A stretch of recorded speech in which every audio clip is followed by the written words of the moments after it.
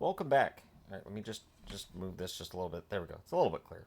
All right, 3 games tonight in the National Hockey League. I also saw somebody say that the lamp is Pee Wee Herman. It's the doctor. It's the 11th doctor. It's Matt Smith, one of the best doctors. Definitely one of the best. I'd say top 15.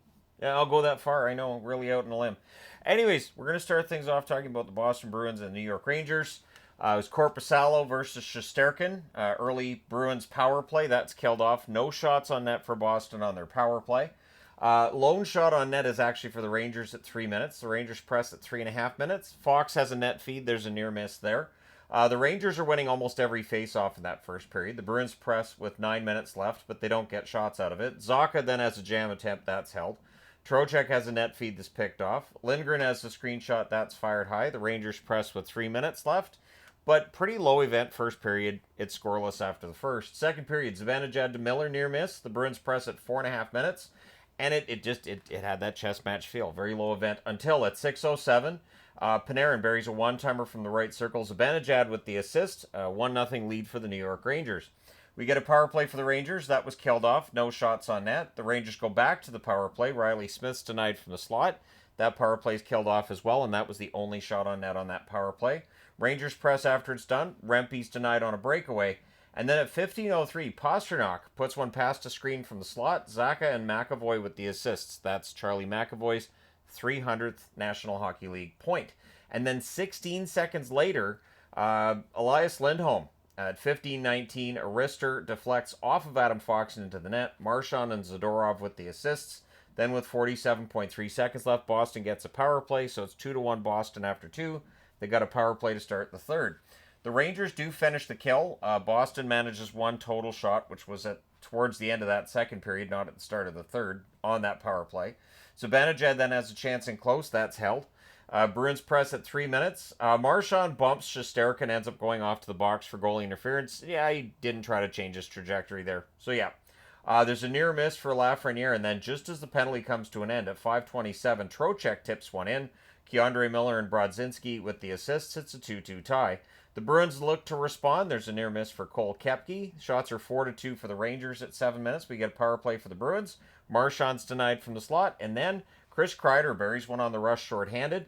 Zibanejad and Fox with the assists at 11:54. Mika Zibanejad started playing really, really well lately. I just want to throw that out there. I know he's been kind of the one that's been to blame, kind of been scapegoated, but he's been really good lately.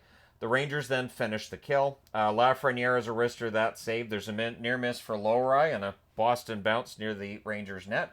The goalie pull happens with 2 minutes left. The Bruins call a timeout with 1:24 left. In the end, the Rangers win this one 3-2. They hold on. They go to 26-23-4 with the win. With the loss, Boston 27-23-6. They stay below the playoff line.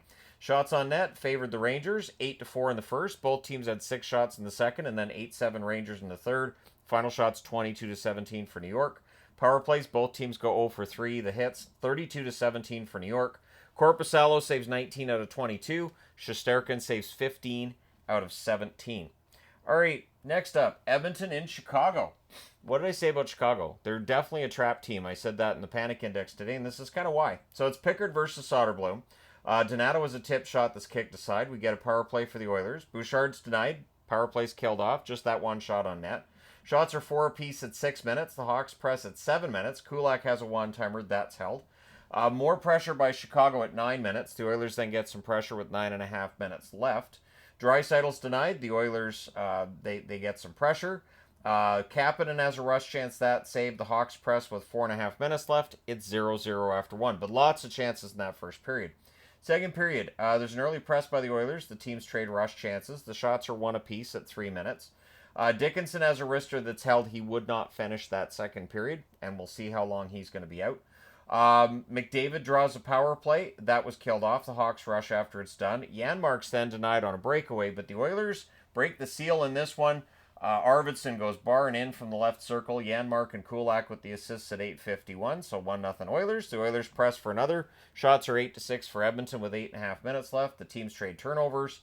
The Oilers go back to the power play. There's a shorthanded chance for Jones on the rush. That's fired high. That power play's killed off. Connor Brown then has a chance that's kicked aside on the rush. And then at 19:52, one of those last goals right near the end of the period, Teravainen buries one on a rush. Reichel with the assist. It's a 1-1 tie after 2. Third period, there's an early press by Edmonton. And this is where they announce, Dickinson's not coming back. He's out.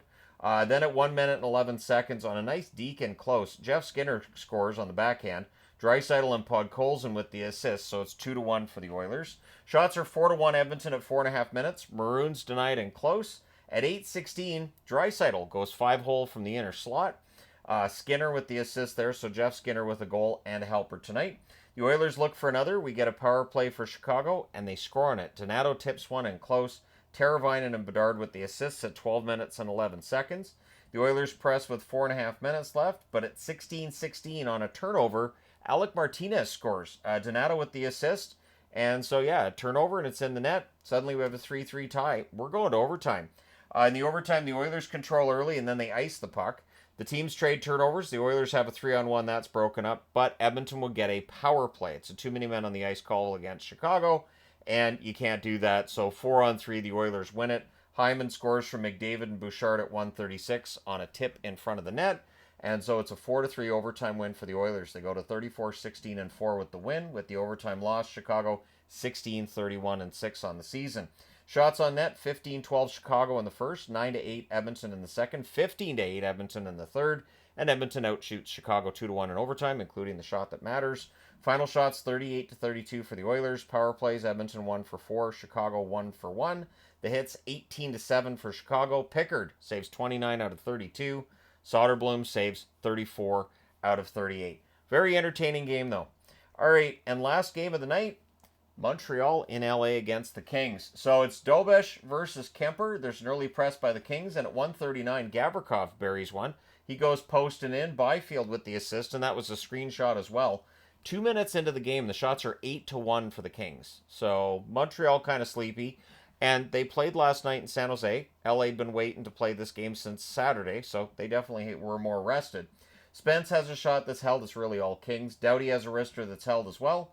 Montreal with a 2-on-1, that misfires. Matheson has a shot that's held as the Habs get some pressure. Teams trade rushes. More whiffed on a rush chance as well. We get a power play for Montreal. That's killed off. Kopitar's a rebound chance. That's held. The Habs press with 5.5 minutes left. And I thought Montreal had a much better second half to the period than they did in the first half. It's only 1-0 for LA after 1. Second period.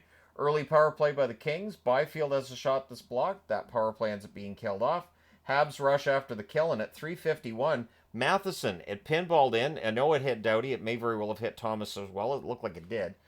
So Matheson with the goal from Caulfield and Hudson. It's a tie at 1-1. Kings then look to respond. We get a penalty shot for Foegele, and he scores on it at 5:23. So Warren Foegele, who I talked about in the Kings video I did recently, being cold, he gets a goal there. Shots are 6-2 for LA at 6 minutes. Turcotte's denied. Dobesh holds there. We get a power play for the Habs. That's killed off. The Kings then get a turn on the power play. Again, things get pushed in a hole by Dobesh.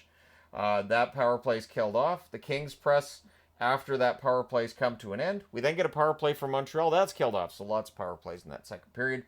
The Habs press with 3.5 minutes left. Spence has a net feed. That's picked off.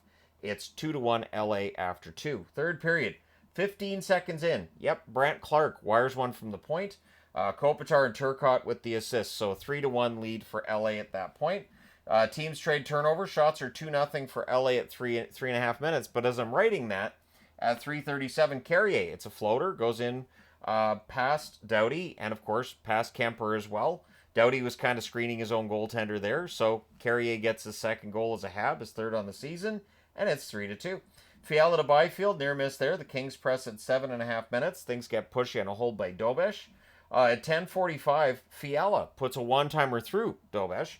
Delferriere and Byfield with the assists. So LA gets that 2-goal lead again. Shots are 10-4 for the Kings with 7.5 minutes left. But at 13:33, Mailloux scores for Montreal to make it a 1-goal game again. The assist to Newhook and Doc. So Montreal just not going away. But at 14:10, Fiala buries one on a rush for his second goal of the night and his 20th on the season.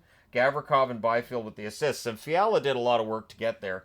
He was struggling to hit the net up until he got his 2 goals tonight, so he was all around it before then. Moore's denied as the Kings look for another. The goalie pull happens with 2 minutes and 40 seconds left, and 10 seconds later, It is Trevor Moore hitting the empty net from Fogle. LA with a big win tonight. They win this one 6-3. They go to 28, 17, and 6 and extend their lead over Calgary. They've got games in hand on everybody, but you got to win those games in hand, which they did tonight.